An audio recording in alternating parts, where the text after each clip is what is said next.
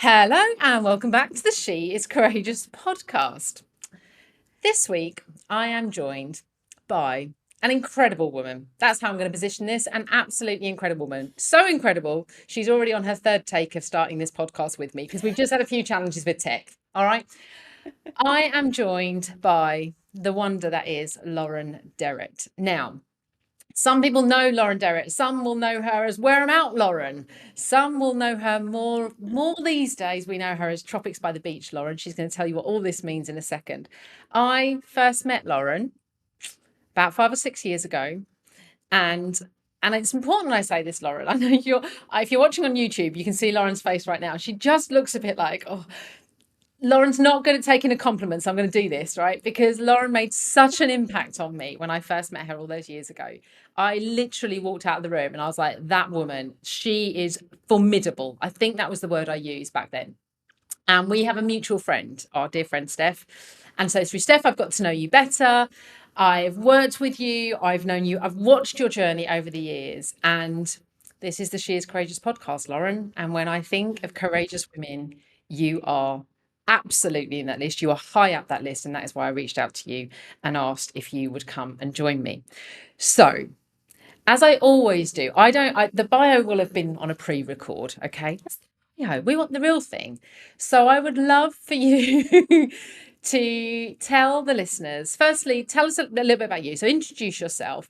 And then if I could ask you just to kind of go back a few steps and just tell us a little bit more about kind of Lauren, who she was, and kind of take us to who she is now. Just kind of take us on a little bit of a journey of Lauren's story. Well, thanks for that. You used the word formidable and actually made me want to cry. So I don't know how that kind of works. I didn't feel very formidable in that moment. I've got form, Lauren. Okay. We can do tears Yeah. if you want. You always tend to make me cry, Shelley.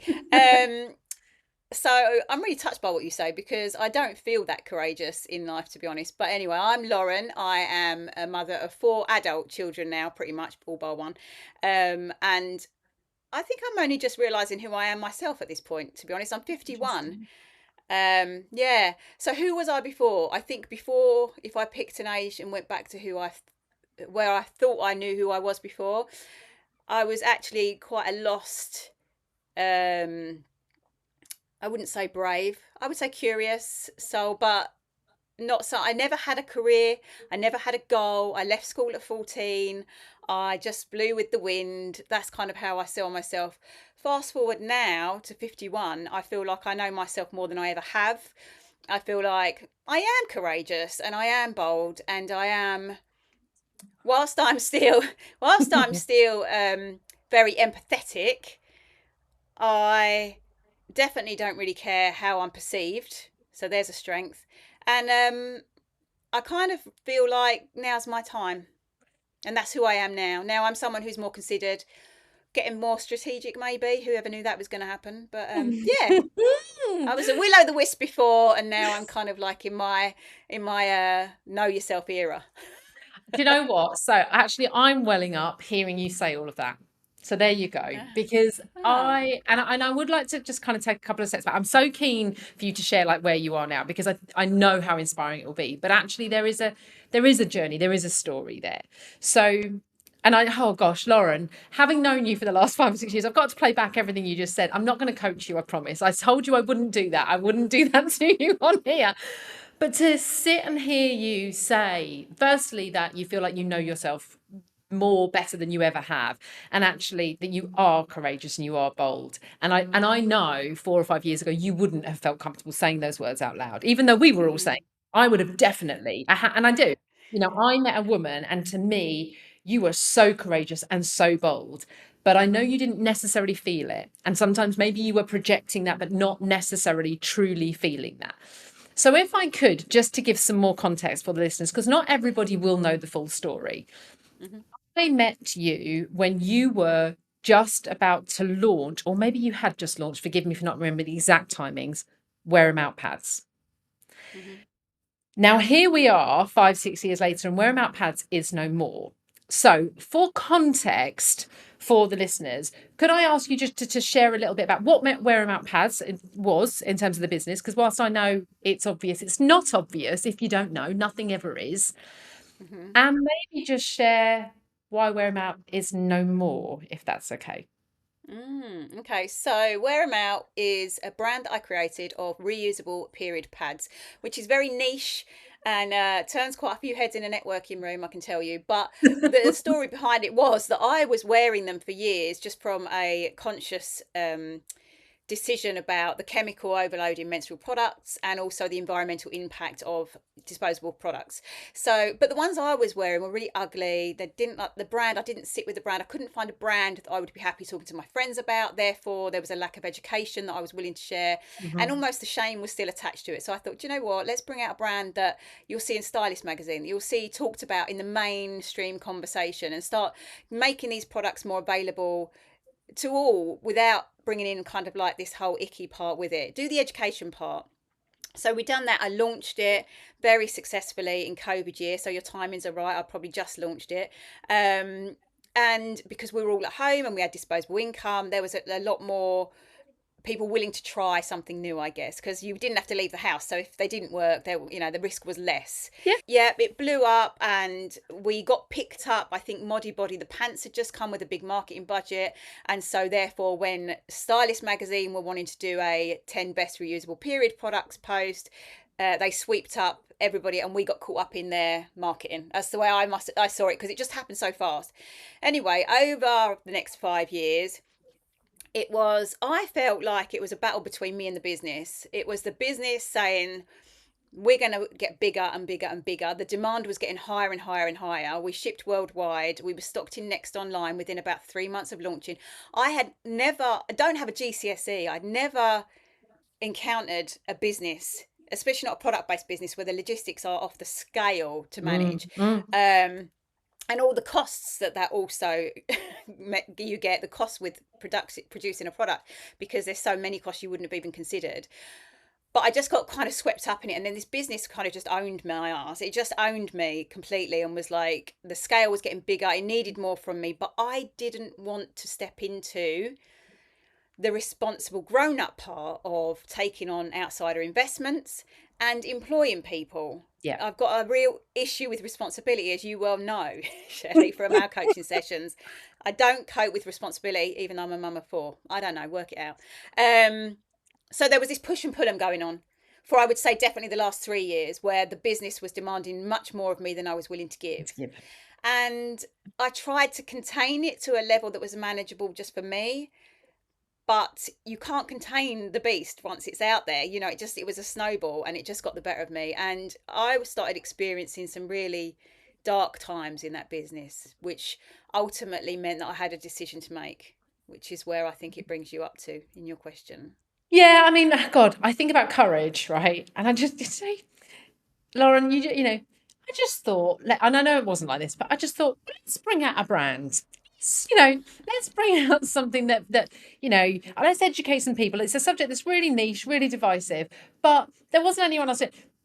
The way that rolls off, I know that first year kind of ran away, and there was a bit of a timing piece. I wouldn't say luck, but I would absolutely Mm. say you rode a wave that nobody saw coming.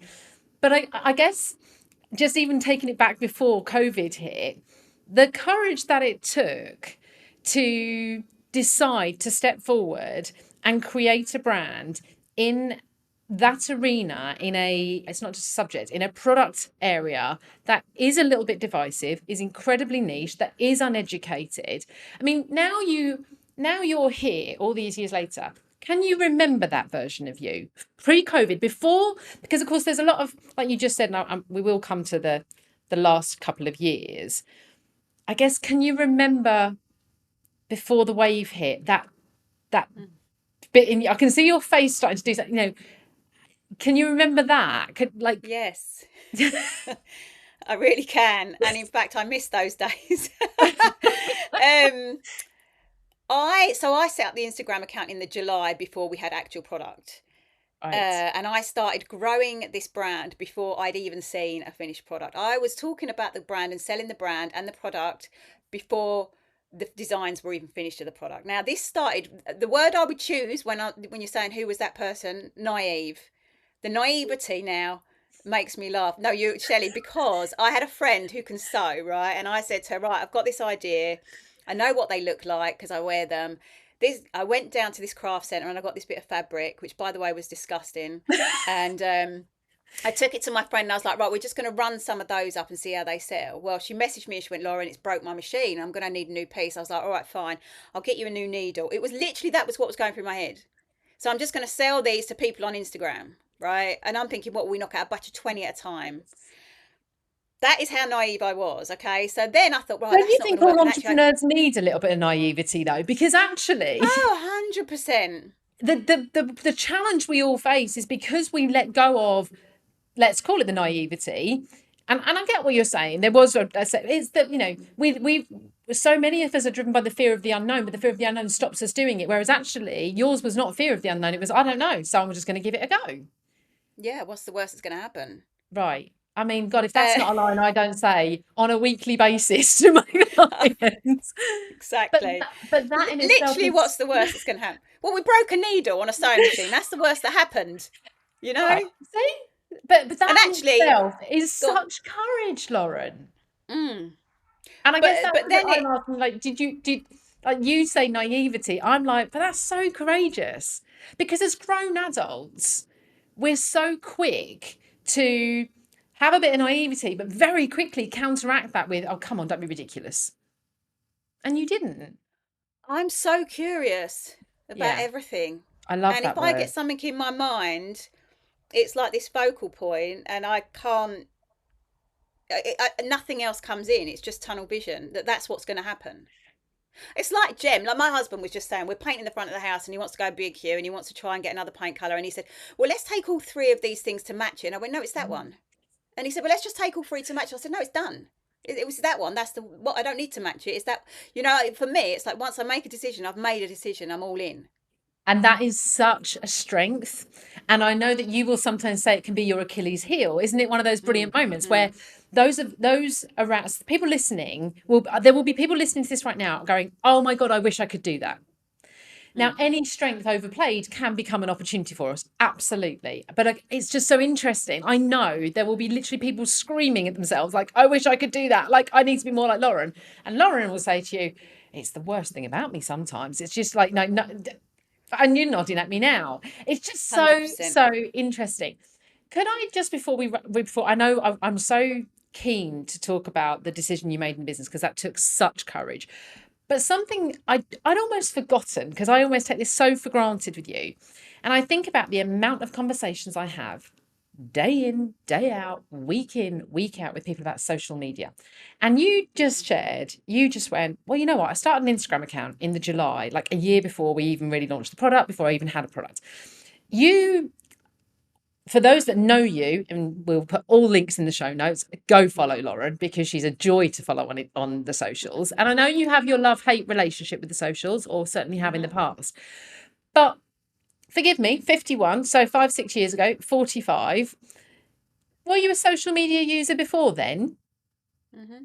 Yeah, I had built a bit of an audience before, which really helped feed into my. So what happened was I'd built an audience before as this entity called This Girl Is Enough, and it was before all the filters came in, and we were Right. all, or when the filters all came in, and we were like second guessing who the hell we were because we didn't look like that, and it was when Instagram was very aesthetic and everybody's life looked so clean and streamlined and perfect that we were all left feeling like absolute crap because my life doesn't look like that. So I invented this personality of this called This Girl's Enough, and that obviously gathered momentum because people weren't seeing the real, like, yeah, my life's a mess sometimes, my house is definitely a mess, my parenting could probably do with an overhaul, like, but this is how we survive, this is what life looks like, not like that with the filters. So I'd created this massive audience, and it got to a point where it was kind of a full-time job for me managing the socials. I was also holding events that I was speaking at with profits going to women's aid, and like it had become a whole big thing.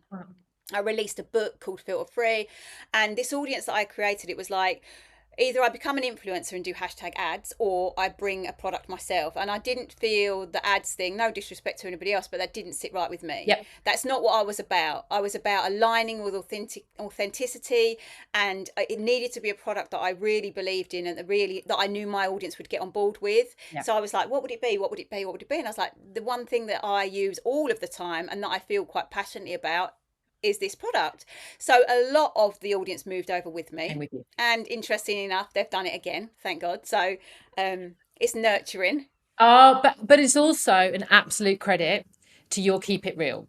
Like that is what you are. You are real, you are unfiltered, you show us the good, the bad, the ugly, you are warts and all. And I guess that's I'd actually forgotten about This Girl Is Enough. So there you go. Yeah. But I'm so glad we just shared that as R.I.P. well.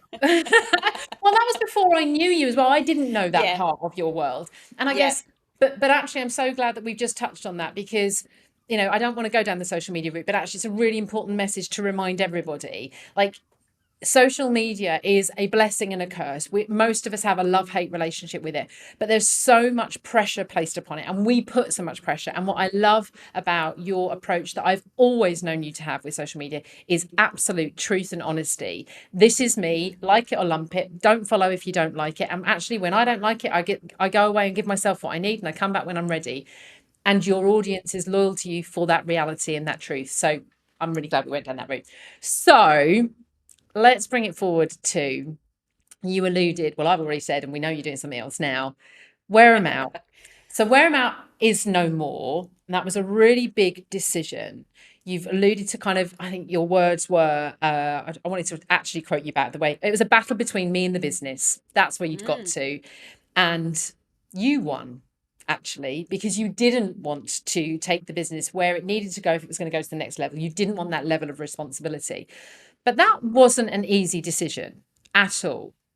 So would you be comfortable just talking about kind of what you went through personally, making a decision to ultimately close the business, and what you had to kind of, face into, and how you went through that transition? Well, obviously, so it cost us £36,000 we invested to build the brand. I say we, my husband. So I was already in debt of £36,000. And anybody who has a product business knows that, there's very little profit in it until you take that investment and you go up to those levels that I didn't want to go to. How was I going to get his money out? The financial risk that I felt I was carrying. And when I came to your Dubai retreat, you saw towards the end, it was a case of, I need to close this down for my own mental health. I had the worst burnout that I've ever experienced in my life. 2 weeks of just literally crying, and I can feel it now. And we also, not just the exhaustion from mentally and physically of managing a product business, but making all the decisions, that everything was weighing on me, everything. But I also had to consider my husband's financial investment. I could not afford to lose that money for him because, that's not fair. A wing and a prayer, like, this was my dream. Also, I'm carrying the love that I'd lost for the business, which is really hard if you've put that much into it. And what we talked about on the Dubai retreat was, I had enough fabric left at the factory to bring in another £100,000 worth of stock. So for anybody, to give some context to the size of the business when I left it, it had cleared 7 figures in sales in 5 years. It was a big machine at this point with just me at the helm. Right, yeah. And that's can I just ask you to have a moment of acknowledgement? And I know you have, but let's just, I feel like if anyone listening is not giving this woman a round of applause right now, then stop now doing whatever you're doing and give her that. Because I remember when that was a goal. I remember when you set the goal that you wanted to hit that 7-figure number, but actually you weren't sure if you could, and then like everything that brought with it. That is no mean feat what you achieved with that business. So Thank you. I want to give you that round of applause, Lauren. Thank you. I'm not someone who's attached to money. Money doesn't have any value to me, which is that my husband can't stand that, because I could just be with it or without it. So for me, it was more about the environmental impact. And Yeah. last calculations was something like beyond 6 million disposable menstrual products were Wow. saved from landfill and in the sea. So for me, that drove me more than the money, because that seven figures is not in my bank. That seven figures is spent on materials and running a business. And at one point, the business cost me about 6 grand a month just to Yeah. run. So I had to find £6,000 every month just to start the day. So that's the kind of financial pressure we was talking about. But when he's saying to me, Lauren, we've got fabric at the factory, one, environmentally, we need to use it all up. And Yeah. two, that's going to bring in another £70,000 to the business or whatever when you take off a bit of costs and stuff. You have to do it. You have to keep going until this is done. And Mm. you saw me in Dubai. I was on my absolute knees and Needs. still feel it. I can still feel it Yeah. now. The how much I did not want to do that. I did not want to carry on for my own mental health, I Yeah. think, at that point. And like it's that term of, it was a battle between me and the business absolutely had me in a chokehold at that point, and I've never felt so trapped in all my life. So it was not an easy decision to make at all, in respect to when do I do it, but it was an easy decision to make in that it is going to happen. It was just making it happen in the most cost effective way that I could, to get his money out, to use up all the fabrics.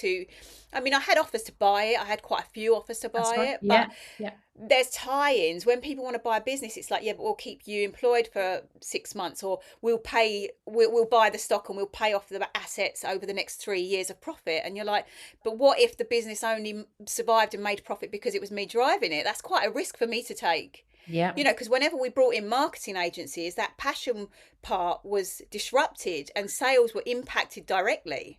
I remember So you for once me to saying to me, risk, every time I go on Instagram, I make sales. If I don't yeah, do that, we don't. And I yeah, guess that's that blessing and curse of what you created, 100%. your following, this girl is enough, that keep it real. It's Lauren, you were the face of that business, and that is Yes. such a credit to you. But of course, by the end, that had become, well, the chokehold, as you just called it as well. Yeah, Yeah. yeah.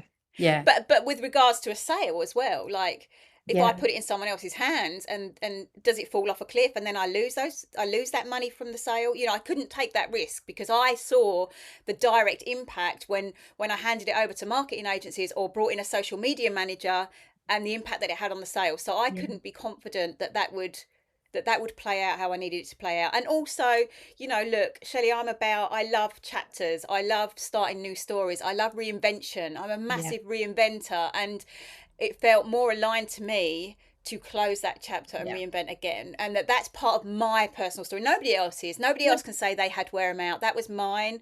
And it all towards the end, it just felt that was the decision that I wanted to make. And then actually it got my love back for the business, because I was back in control.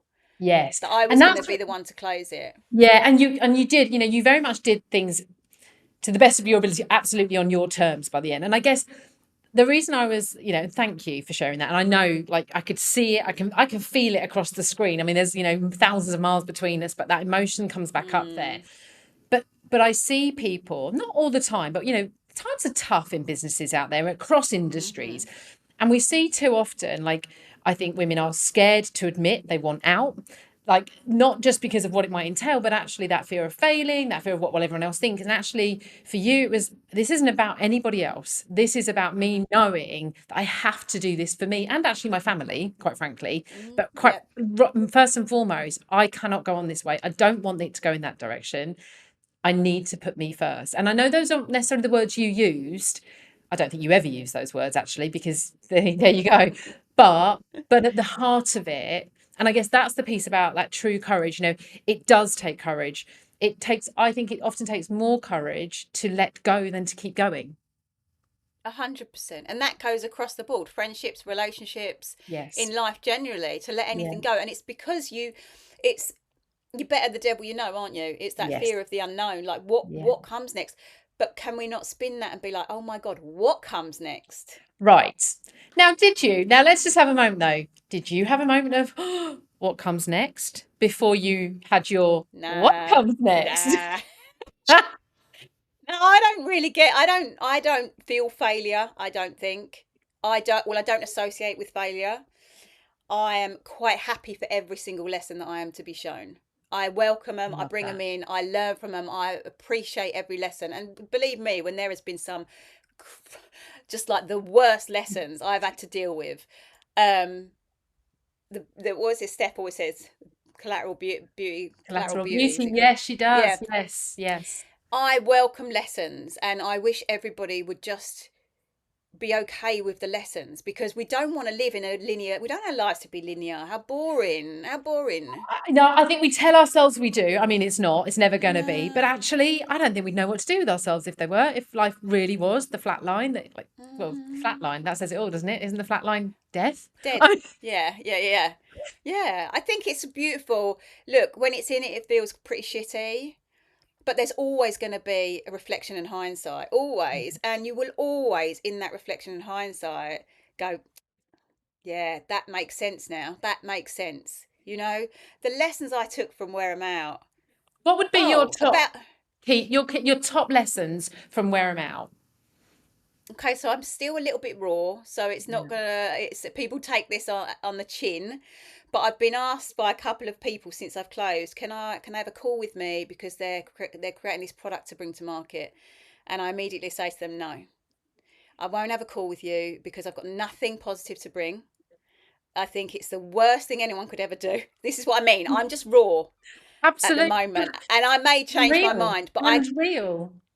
I just can't think why anyone in their right mind would want to bring a product, especially if they say they want to manufacture in the UK. I'm just like, are you It's mad?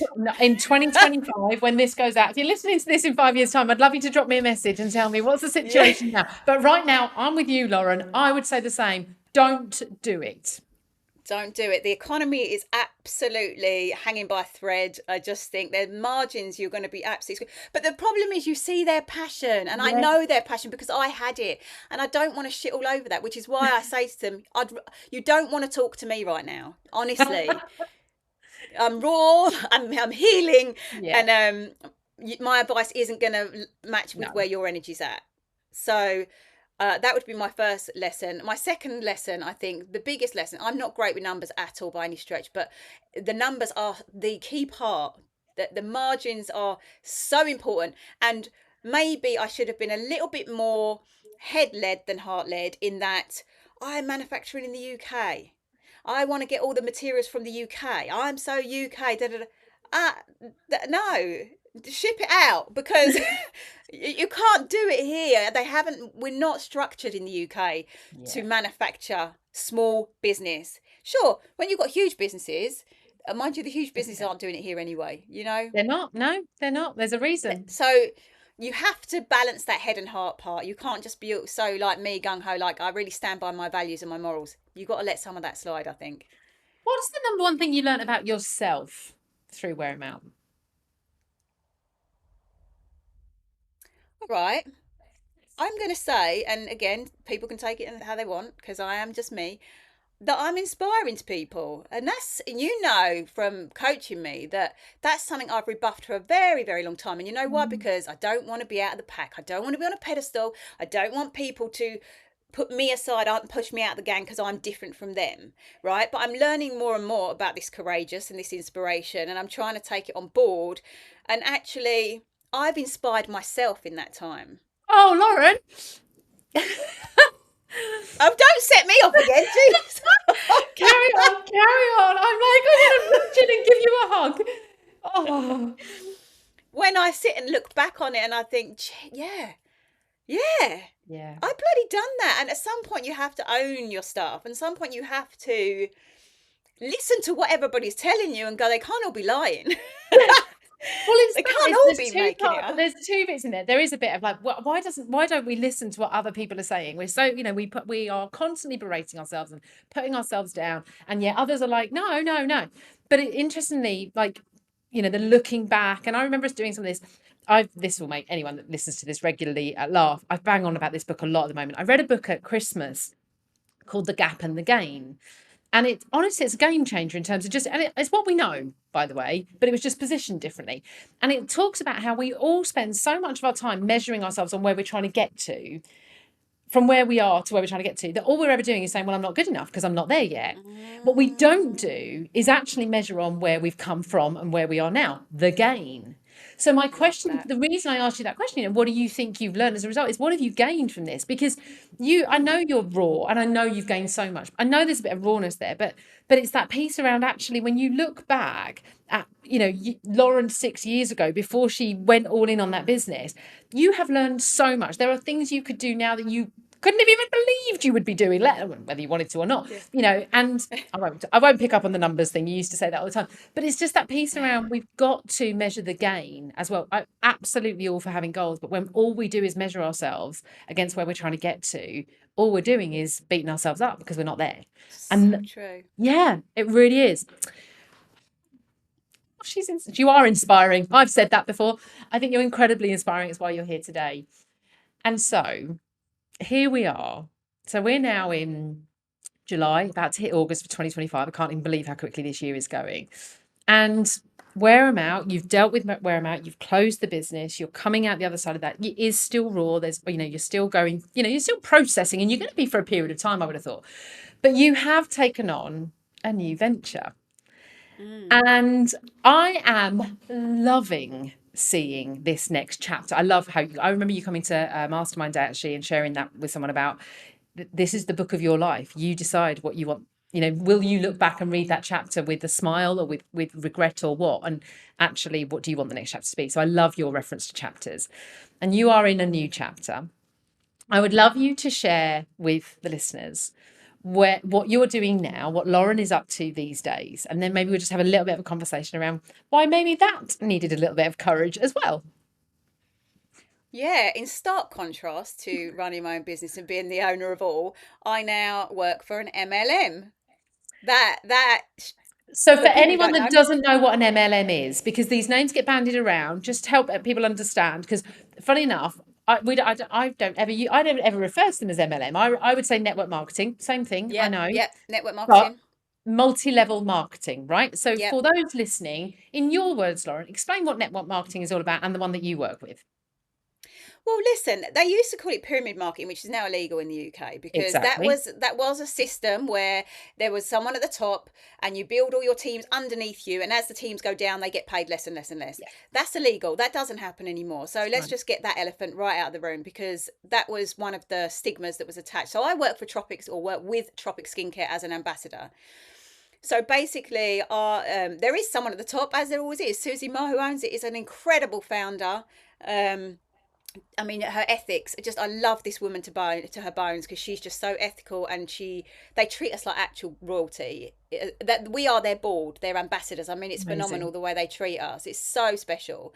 So what happened was, I used to wear Tropic Skincare, but it's all natural brand, UK made. I don't know how she's doing it. Don't ask me. I don't need to know, and I don't care, because it's not my And business. there is the first tick in the box for Lauren. Right.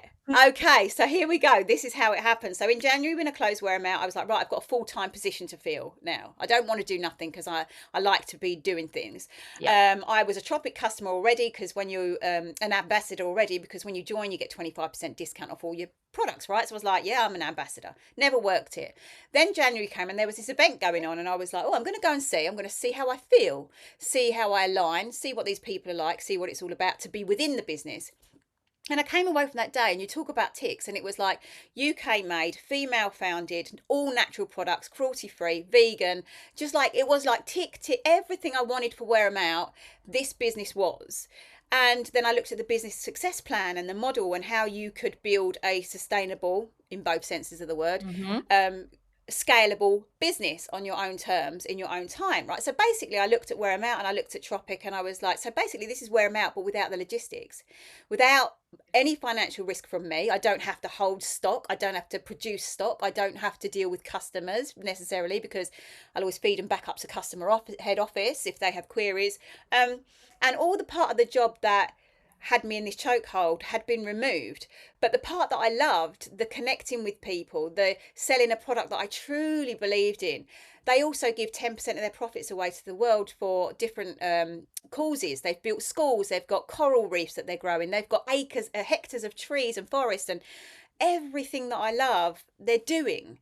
But all I have to do to be part of this legacy, and to be building again a sustainable business with actually more profit in the last 6 months than I ever made for myself in Wear 'em Out, is just to show up as I am. How easy can it be? I mean, right, okay. I don't even have words. I'm like, oh, I'm so excited for you because I can see. I've been, from the moment that I saw you share 6 months ago that this is what you are now doing, I can totally see how this ticks every box and takes Yep. away for you. And I guess the bit. And I remember thinking at the time, and I can't remember if I'd reached out. I mean, I will have, obviously reached out and said various things along the way. But did you, prior to this, did you have a cynical view of network marketing? 110%. And Because when that I takes joined, courage to pivot into this and to kind of go, hey, maybe I got it wrong. And of course, there is so much misunderstanding. Mhm.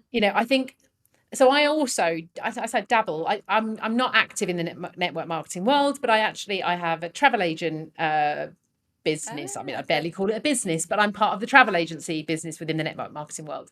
And I know that there are a lot of people that can see how these models work. They can see what works for them, and various businesses work for various people. Like, I absolutely see all the ticks that Tropics give you. But I think a lot of people are really worried about the perception of network marketing. Mhm.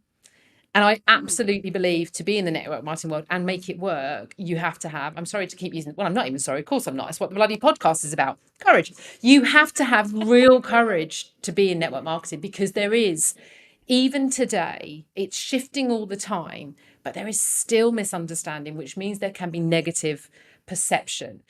And you were once on that 100%. side of the fence too. So, For sure. And look, there's a lot of ego involved as yeah, well. Like, if you've been a female founder and, like I said, scaled my business to that big number, uh, how then am I just going to do network marketing for that's somebody interesting. else's brand? Just, yeah. Yeah, yeah, and I'll get onto that because I went to my diamond, who's like one of the top of the tree. She's like directly above me, and I said to her, she used to have a daycare nursery with like loads of kids, loads of employees. She also had a store that sold prams and buggies and stuff. So she had a big business, and I said to her, "How did you get your ego away from female founder to ambassador? How did you make that jump?" And do you know what she said to Brilliant me? question. Go on. Just look at my bank account. And mic drop. I mean, And I was just like, "Well, what's your bank account look like?" you know. How much is there to make here? And looking at the success plan, well, our diamonds on average are making £12,000 a month commission. Jesus. 12 grand a month. Now, so I mean, I can believe that, by the way, because I know how, and I'm going to use the word lucrative. I know that the network marketing industry can be very lucrative. I'm also going to point out, I know it takes effort. I want to just point that because I Yes, get 100%. right on my Oh, high horse about the BS stories out there, overnight success, yeah. not the, but this whole kind of get rich quick scheme. That is No, not what this is. no And way. I know how hard you are working at the business Hmm. that you are now building within that. So I guess I want to remind everybody of that and tap into that with you. I Yeah. mean, it's hard work, right? As hard as you want. No, let's reword that. If you want to get the great results, you're going to have to put in great effort. I guess that, like any business, this isn't just someone hands it to you on a plate, flicks a switch, and suddenly you make all the money. Those diamond level people will have worked really hard in the right ways to get to where they are. And I guess it's really important we just Well, reiterate yeah, that. 100%. And to back that up, we've got about 35,000 Tropic ambassadors, and I think there's 20 of them that are diamonds, Well, that says, I or mean, maybe like, that's 22 of them. incredible, isn't it? Right. Right. So I'm talking like top of the tree, Yeah. and that's not Yeah. going to come to me. And I've got to work for that. And I do work full time pretty much in this business because I Yeah. had the full time space to do it. So, there's plenty of Tropic ambassadors who are doing it on a much smaller scale, who are doing it. I've got 34 in my team now, 34 women in my team, and every single one of them is doing it for a different reason and has Absolutely. different goals that they've set. So it could be that you just want to make personal sales, take your commissions, go home, that's it. Or you get the ones like me who are hungry for the business element and want to rise in the business, who do have to go all in. And I am there. I am showing up all day, every single day. It is graft. It's not for free. It really So is. yeah, I really appreciate you pointing that out because it was quite flippant what I said and what she said, but she knew the mindset I was in where I was like, how far can I go? And I didn't see what you said as flippant, Lauren. I guess it's just I guess I'm playing that game with, I know the cynical view that people have, but I also Yeah. think people have no idea how hard people work in these businesses. Yeah. It is no mean feat to get to those levels, and they deserve every single every single Exactly. earning of Exactly. recognition for it. And my But experience that of part, network marketing, sorry, Lauren, go on. no, I was just going to say, and that part where before I was like Will o' the Wisp and just like the money wasn't, I wasn't really attached to the money and blah, blah, blah. And me Hmm. saying, but now I'm much more strategic. It is about the money because I'm 51, and I've only got so many years that I'm going to be able to bank cash. And I've never had a career. So you can only imagine the shit state of my pensions, like zero. So now it has to start becoming about the money. I Yeah. have to get strategic now. I can't just keep willow the wisping. I've got to start getting strategic. So my mindset has shifted in that, where I am looking more for this kind of growth that is also going to have financial gain. Yeah. And I love that. And actually, I love the way that you're wording that about being strategic from the financials perspective. We won't go down the money mindset route because we'd be here all day. But there's nothing wrong with being about the money or not being about the money. But you're right. You're 51. I'm going to make a fair guess that you don't want to be working perhaps as hard as you are in 5, 6, 7, 8, 9, 10 years. I know I'm heading for 50 and saying I don't want to be working this hard in 10 years. I am making hay while what did you do? Making hay while the Yeah, sun that's is it. that the Making sign? hay while the Yeah, sun that's the shines. thing. Yeah, I'm that's making it. hay while the sun's Yeah, shining now. But yeah, that's because I'm building for the next chapter that I want to be able to take my yeah, foot off the gas a bit. yeah. What have you learned about yourself since being within the network marketing, within the Tropic role? Well, that I am capable. The thing is about the lovely thing about Tropic as well is they have belief in you the second Yeah. you join, the second you Yeah. enter their world. They have full belief in you. Which when you're running your own business, who's believing in you if you don't believe in yourself? Apart from wonderful coaches like you, Well, I was Shelley. going to But say sometimes. yeah, apart from if you get an amazing coach who fully backs you, but the day-to-day mechanics of driving your business forward feels a lot more laboursome when you're Yeah. doing it on your own majority of the It time. can be So really lonely running a business and yeah, being part of that community. I know yeah, what the that can do community for you. for me is Yeah. massive. But yeah, that kind of belief system, I suppose, has kind of bolstered me up to have the time and space to believe that I can get strategic and that is an opportunity for me. That is open to me Yeah. if I get strategic enough. That again, that work, the strategic work that needs to be put in place to reach those points. So if I want to get there, I have to. Now's the time. Now or never, Shelley. That's how it feels. Like why, this is the perfect opportunity for me to do it. Absolutely. I mean, it feels like everything has aligned as it's supposed to for you, Lauren. And you know Mm, me. mm. I'm the first to say I don't do the woo. We won't talk about the universe today because we've got different views on all that.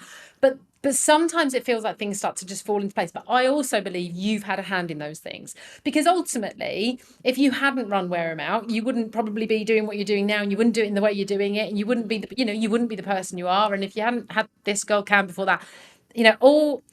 I remember at my wedding, I'm going to get this wrong now. Thankfully, the husband doesn't listen to this. I read a quote that was something like, every step I've taken has led me to this moment, even if I didn't know this was the moment I was supposed to get to.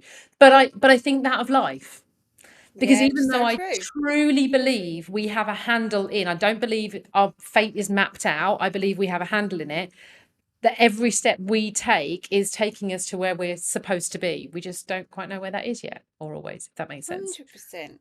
Yeah. And I have people message me now who's like, I followed you since this girl's enough. Like they've come so it's not like she's just joined Tropic and the people in Tropic are like, Jesus, how have you got to lead her in 6 months? How have you got a team that big? How? And I'm like, because I've been nurturing these people for Yeah. about 8 years. Exactly.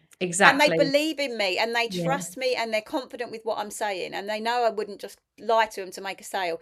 So it's one of those, like Gary Vaynerchuk used to say, didn't he? Like I wasn't an overnight success, and he shows all the videos of him selling bottles of wine and Yes. it's this whole massive history building momentum with where you're supposed to end up. 100%. Oh my gosh. Oh, you are an inspiration. You are truly I courageous. am. Oh God, I just screeched on my own podcast because I'm so proud you just said that. Okay, so I've got two final questions for you. The first being, what does the next chapter look like for Lauren then? So she's in a chapter. What's the next Mm. chapter starting to look like?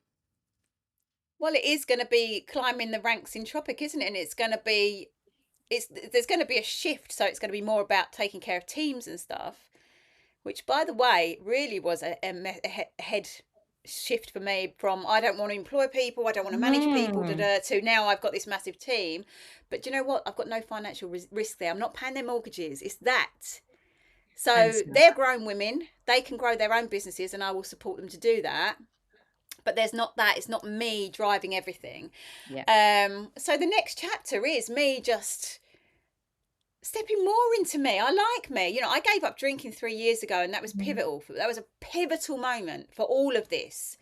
I can't ignore that part of the story, because you said before that I was showing up and doing the thing. I was masking for probably the whole of my life, which is why I feel I know myself best now than I ever have, because I was drinking for like from God, I don't know, 14 years old, and then consistently probably from about 20 every night until I was, when I gave up, 47, 48.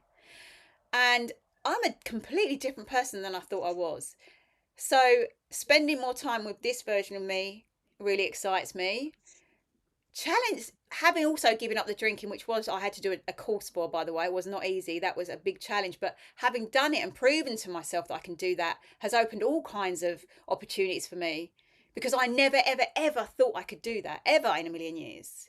And some days I still don't believe I can. But you know, day by day, I still think I might be pissed when I'm 80, just pissed at breakfast. I'm all right with that. But right now, today, I'm loving knowing who I am without it, because I'm a completely different person. And Oh. so my next chapter is about spending more time with me.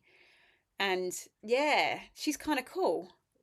Oh, I honestly, I am close to welling up again, and I've not cried on my own podcast yet, Lauren. So I've got goosebumps hearing you say that. So I'm gonna just close with the one question I ask everybody. I mean, we're gonna do like, how do I find you in a second? But it is, if you could give one piece of advice to the people listening to this episode, what would it be? It would be, would you say that to insert name? Your daughter, your granddaughter, your friend, your Love it. partner, whoever. Because if you wouldn't say it to someone else, don't say it to Don't say it to yourself. yourself. Don't I say it to love that. yourself. You And know that's the that I most love that. basic. It's the most basic thing. And I think we have to all ask ourselves that. I think that sometimes I have to check in on myself. I know that you will admit that sometimes you have to check in on yourself with that. Anybody listening, is a basic but simple question, and it can be the one that stops you in your tracks and reminds you wouldn't speak to someone else like that. You wouldn't say that to someone else, so don't say it to you. So I love that piece of advice.